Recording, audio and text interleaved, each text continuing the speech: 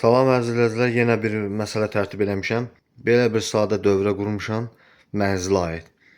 Mənzilin elektrik sisteminin qurulmasında hansı texniki parametrlərdən istifadə olunur, elektrik mühəndis parametrləri var, hansı detallardan istifadə olunur və sistem necə qurulur? Mənzil elektrik montajında adətən belə bir tapşırıqlar ortaya çıxır və videonu çəkməkdən məqsədim odur ki, məişət elektrik cihazlarının, elektrik əşyalarının avtomatlarının amperi necə təyin olunur? Onlara qida mənbəyinə, elektrik panosundan həmin məişət cihazlarına qədər olan məsafədə neçəlik kabellər, naqillər montaj olunmalı, təchiz olunmalıdır, hansı detallara görə, hansı hesabatlarla ortaya çıxartmaq lazımdır. Bəziləri var standart əzbərləyiblər ki, 4-lük, 6-lıq, 16-lıq filan. Amma əslində necə hesablama aparılmalıdır? Qanuni normativlər və tələblər necə gözlənilməlidir? Mən hələ ki sadə formatda videolar çəkirəm. Bəziləri ağıllılar var ki, girib videolarda ağıllı şərhlər yazırlar, səhv tutmağa çalışırlar, qaralama, gözdən salma və yaxud da lağlağı fikirlər bildirirlər. Əsasən bu videonu onlara işarə edirəm. Əgər o qədər ağıllısınızsa, bu sadə bir dövrənin qurulmasındakı sualları tapın və şərhlərdə texniki silsilə şəklində izahını verin. Burada paltar yuyanın gücü, elektrik gücü, vatı necə tapılmalıdır? Elektrik işinin elektrik mənbədə 220 giriş gərginliyi var. Mənzildə kabelləşmə tavan ilə çəkilib. Bir ədəd paltar yuyan məişət elektrik cihazı var.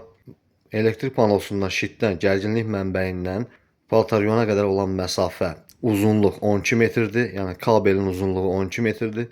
Düz xətt boyunca qalxır, tavan ilə gedir, 2 ədəd rigeldən keçib yenidən elektrik şitinə düşür. Tavanda 2 ədəd rigeldən keçir. Toplam 10 ədəd 90 dərəcəli əyimlə kabel hərəkət edib.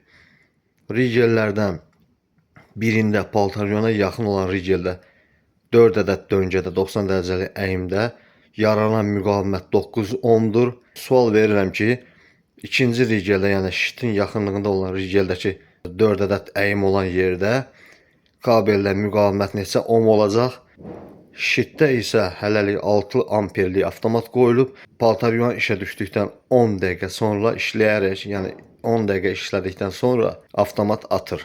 Bunun səbəbini bilmək istəyirəm ki, nəyə görə 10 dəqiqədən sonra atır? Və elektrik işlədici, yəni paltar yuyan işə düşdükdən sonra 10 dəqiqə müddətində gərginlik 220-dən 216-ya düşür. Gərginlik itkisi gördüyümüz kimi 4 volt gərginlik itkisi var. Nəyə görədir bu? Normalda isə bura paltar yuyan üçün şitdən neçə amperlik avtomat qoyulmalıdır?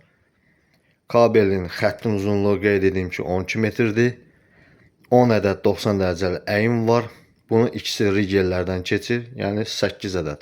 Birində rigeldən keçən 90 dərəcə əyimin birində 4 ədədli əyimdə 9 ohm müqavimət var. Şitin yaxınlığındakı, şitin yanında birinci rigeldən müqavimət bu kabeldə neçə ohm olacaq? Kabelin trayektoriyası düzxətli perpendikulyar şəkildə kabel qalxır tavana. 3 metr hündürlükdə, H 3 metrdir. 1 metr məsafədə rigelə olan məsafədir. Sonra rigeldən 90 dərəcəli 4 ədəd əyimlər hər biri. Bu da 1.20-dir. Yəni 120 santimetrlik. Ortada 3.10 məsafə qalır. 1 metr qıraqlardan eyni qalıb. Şitə düşən hissə isə 1 metr 50 santıdır. 150 sant. Əslində bu şitdə paltar yuyan üçün neçə amperlik qanuni avtomat qoyulmalıdır və burada müqavimət neçə ohm olacaq və bu işlədici işə düşdükdən niyə görə 10 dəqiqə sonra avtomat atır? Hal-hazırki avtomatda qeyd edim ki 6 amperdir və gərginlik düşümü isə niyə 4 volt olur? Həmçinin paltar yuyanın gücünü təyin etmək lazımdır. Kabellərin enkəsini də hesablamaq lazımdır.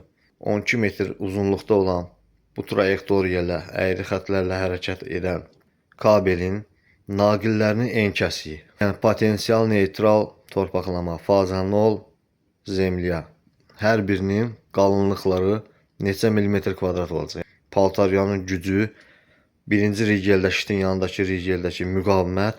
Burada 4 volt niyə düşüm olur? 10 dəqiqə sonra niyə avtomat atır?